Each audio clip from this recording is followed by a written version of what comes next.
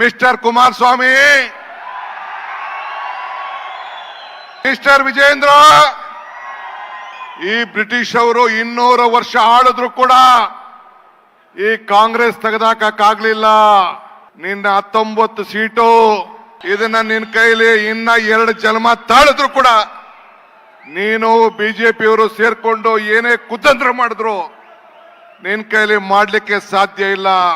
ಅಲ್ಲ ವಿಜೇಂದ್ರ, ನಿಮ್ಮಪ್ಪ ಯಾಕೆ ರಾಜೀನಾಮೆ ಕೊಟ್ರು? 2 ಬಾರಿ ನಿಮ್ ತಂದೆ ಯಾಕೆ ರಾಜೀನಾಮೆ ಕೊಟ್ರು? ಕಲ್ಲು ಪ್ರಕೃತಿ, ಕಡದರೆ ಆಕೃತಿ, ಪೋಷಿಸಿದ ಸಂಸ್ಕೃತಿ. ಈ ಬಂಡೆ ಸಿದ್ದರಾಮಯ್ಯನ ಜೊತೆ ಇದೆ. ಈ ಮಾತನ್ನ ಈ ಸಂದರ್ಭದಲ್ಲಿ ಹೇಳಲಿಕ್ಕೆ ನಾನು ಬಯಸ್ತಾ ಇದ್ದೇನೆ. ಎಲ್ಲ ಜನತಾದಳದ ಎಲ್ಲ ನಾಯಕರುಗಳನ್ನ ಪಾರ್ಟಿ ಬಿಟ್ಟು ಓಡಿಸಿ ಕುಟುಂಬಕ್ಕೆ ಅನುಕೂಲ ಏನ್ ಮಾಡಬೇಕೋ ಮಾಡ್ಕೊಂಡು ಬಂದ್ರು. ಇದು ಜನತಾದಳದ ಇತಿಹಾಸ. Mister Kumaraswamy, mister Ashoka, mister Vijayendra, ನೀವು 170, 180 ಜನ ಶಾಸಕರುಗಳನ್ನ ಹಿಂದೆ ಕರ್ಕೊಂಡು ಆಪರೇಷನ್ ಲೋಟಸ್ ಮಾಡಿ ಅನೇಕ ಸರ್ಕಾರಗಳನ್ನ ತೆಗೆದುಹಾಕಿದ್ರಿ. ಕುಮಾರಸ್ವಾಮಿ, ನಿನ್ನ ಮುಖಂಡತ್ವದಲ್ಲಿ 19 ಸೀಟ್ ಮಾತ್ರ ಗೆಲ್ತು.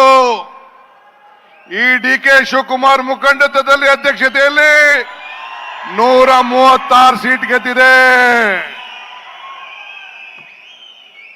ಈ ಬ್ರಿಟಿಷ್ ಅವರು 200 ವರ್ಷ ಆಳಿದ್ರು ಕೂಡ ಈ ಕಾಂಗ್ರೆಸ್ ತೆಗೆದಾಕಕ್ಕಾಗ್ಲಿಲ್ಲ.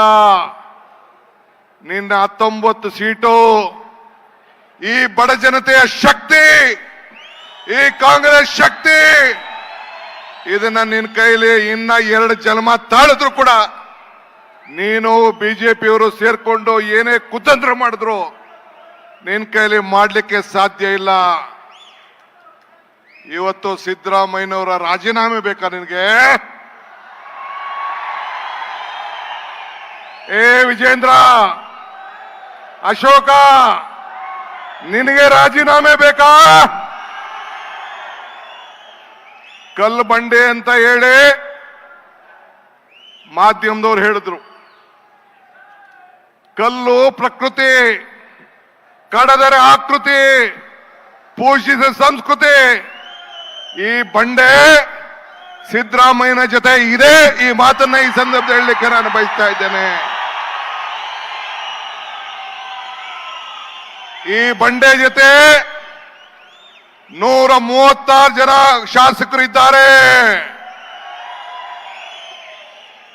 1,80,00,000 ಜನ ಮತದಾರರು ಏನು ಮತವನ್ನ ಕೊಟ್ಟಿದ್ದಾರೆ.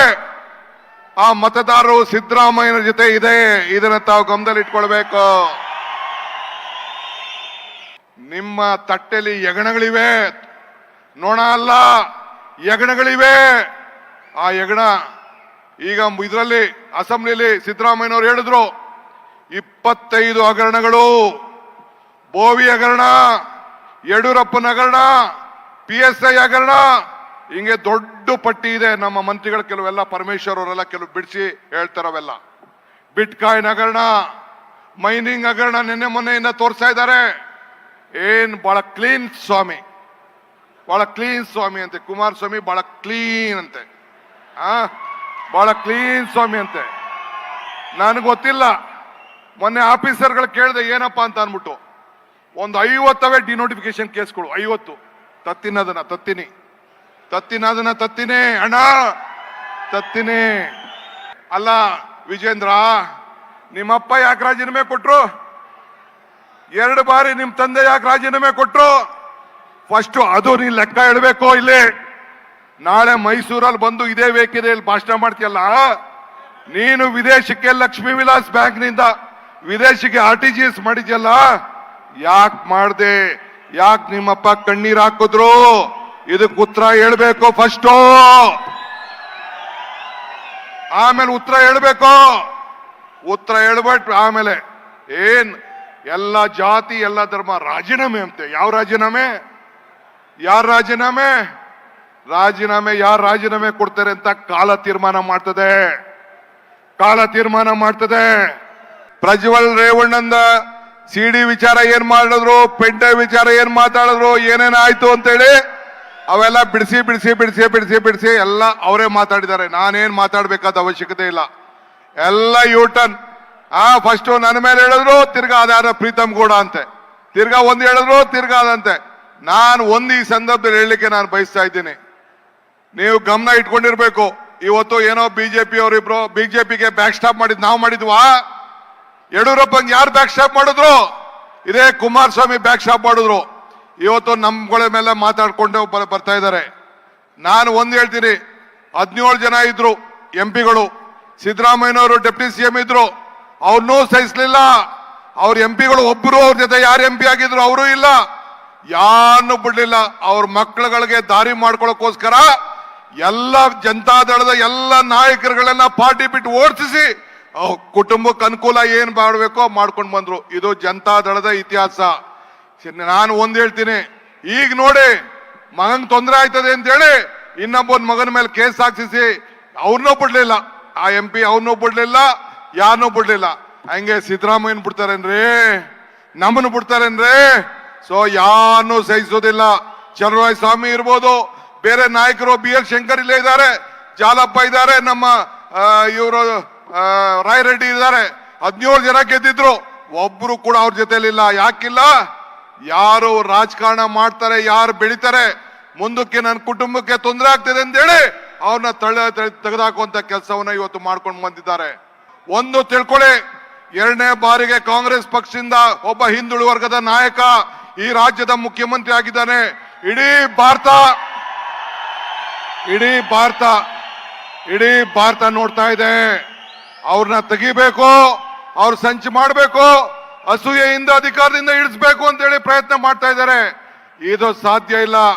ಭಾರತೀಯ ರಾಷ್ಟ್ರೀಯ ಕಾಂಗ್ರೆಸ್ ಪಕ್ಷ, ಮಲ್ಲಿಕಾರ್ಜುನ್ ಖರ್ಗೆ ಅವರ ನೇತೃತ್ವದ ಪಕ್ಷ, ಸೋನಿಯಾ ಗಾಂಧಿ ಅವರ ನಾಯಕತ್ವ, ರಾಹುಲ್ ಗಾಂಧಿ ಅವರ ನಾಯಕತ್ವ, ನಾವೆಲ್ಲ ಸೇರಿ ಅವರ ಬೆನ್ನಿಗೆ ಇದ್ದೇವೆ. ನೀವೇನು ಮಾಡ್ಲಿಕ್ಕೆ ಸಾಧ್ಯ ಇಲ್ಲ. ನೀವು ಕೂಡ ನಮ್ಮ ಜೊತೆ ಇದ್ದೀರಿ ಅನ್ನೋ ಮಾತನ್ನ ಹೇಳಿ ಒಂದು ಸಂದೇಶ ನಿಮಗೆ. ಇತಿಹಾಸ ಇದೆ, ಮತ್ತೆ ಈ ರಾಜ್ಯದಲ್ಲಿ ಕಾಂಗ್ರೆಸ್ ಸರ್ಕಾರ ತರುವಂತ ಕೆಲಸವನ್ನು ನಾವು ಮಾಡ್ತೇವೆ. ನುಡಿದಂತೆ ನಡೆದಿದ್ದೇವೆ, 5 ಗ್ಯಾರಂಟಿಗಳನ್ನ ಕೊಟ್ಟಿದ್ದೇವೆ. ಇನ್ನ ಮುಂದಕ್ಕೂ ಕೂಡ ನಿಮ್ಮ ಬದುಕಿನಲ್ಲಿ, ಭಾವನೆಗಲ್ಲ, ನಿಮ್ಮ ಬದುಕಿನಲ್ಲಿ ನಾವು ಬದಲಾವಣೆಯನ್ನು ತಂದಿದ್ದೇವೆ. ಹಿಂದೆ ಕಾಂಗ್ರೆಸ್ ಸರ್ಕಾರ ಯಾವ್ದಾದ್ರು ಕಾರ್ಯಕ್ರಮ ಕೊಟ್ಟಿತ್ತಲ್ಲ, ಉಳುನ್ಗೆ ಭೂಮಿ, ಸೈಟು, ಮನೆ, ಯಾವ್ದಾದ್ರು ಕಾರ್ಯಕ್ರಮ, ಓಲ್ಡ್ ಏಜ್ ಪೆನ್ಷನ್ ತೆಗೆದಾಕಾಯ್ತಾ? ಹಂಗೆ ನಮ್ಮ 5 ಗ್ಯಾರಂಟಿಗಳನ್ನ ಯಾರು ಕೂಡ ತೆಗೆದಾಕ್ಲಿಕ್ಕೆ ಸಾಧ್ಯ ಇಲ್ಲ. ಬಿಜೆಪಿ ಅವ್ರ ಕೈಲೂ ಆಗುದಿಲ್ಲ, ನಾವು ತೆಗೆದಾಕೋದಿಲ್ಲ. ಈ ಮಾತನ್ನ ಹೇಳಿ ನಿಮ್ಮ ಜೊತೆ ಇದ್ದೇವೆ ಅನ್ನೋ ಮಾತನ್ನ ಹೇಳಿ ನನ್ನ ಮಾತನ್ನ ಮುಗಿಸ್ತೇನೆ. ಒಂದು, ಆ ತಾಯಿ ಏನು ಚಾಮುಂಡೇಶ್ವರಿ ಇದ್ದಾಳೆ, ಆ ಪಾರ್ವತಿ ದೇವಿ ಒಬ್ಬ ಮುಖ್ಯಮಂತ್ರಿಗಳ ಹೆಂಡತಿ ಯಾವತ್ತಾರು ಮನೆಯಿಂದ ಈಚೆ ಬಂದಿದ್ದೇನ್ರಿ? ದೇವಸ್ಥಾನಕ್ಕೆ ಹೋದ್ರು ಕ್ಯೂ ಅಲ್ಲಿ ನಿಂತ್ಕೊಂಡು ಆ ಹೆಣ್ಮಗಳು ದರ್ಶನವನ್ನ ಮಾಡ್ಕೊಂಡು ಬಂದಂತ ಒಬ್ಬ ಹೆಣ್ಮಗಳು. ನಮ್ಮನೆ ಹೆಣ್ಮಕ್ಳಾದ್ರೂ ಕೂಡ ಇವತ್ತು ಬಂದು, ನಮ್ಮನೆ ಹೆಣ್ಮಕ್ಳಾದ್ರೂ ಕೂಡ ಇವತ್ತು ನಮ್ಮ ಜೊತೆ ಪ್ರವಾಸ ಮಾಡ್ತಾರೆ. ಮುಖ್ಯಮಂತ್ರಿ ಆದಾಗೂ ಕೂಡ ಒಂದಿನ ಬಂದು ಈಚೆ ಬರ್ಲಿಲ್ಲ. ಅಂತ ಹೆಣ್ಣುಮಗಳ ಬಗ್ಗೆ ತಾವು ಈ ರೀತಿ ಅಧಿಕಾರವನ್ನ ದುರುಪಯೋಗ ಮಾಡ್ಕೊಂಡ್ರು ಅಂತ ಹೇಳಿ ಏನು ಕಳಂಕ ಮಾಡ್ಲಿಕ್ಕೆ ಪ್ರಯತ್ನ ಮಾಡ್ತಾ ಇದ್ದೀರಿ. ಇದು ಸಾಧ್ಯ ಇಲ್ಲ. ಆ ತಾಯಿ ಚಾಮುಂಡಿ ಕ್ಷಮಿಸುವುದಿಲ್ಲ. ಮುಖ್ಯಮಂತ್ರಿಗಳಿಗೆ ಕ್ಷಮಿಸಬಹುದು, ಧರ್ಮಪತ್ನಿಗೆ ಕ್ಷಮಿಸಬಹುದು, ಆ ತಾಯಿ ಚಾಮುಂಡಿ ನಿಮ್ಮನ್ನ ಯಾರು ಕೂಡ ಕ್ಷಮಿಸುವುದಿಲ್ಲ ಅನ್ನೋ ಮಾತನ್ನ ಹೇಳಿ ನನ್ನ ಮಾತನ್ನು ಮುಗಿಸ್ತೇನೆ.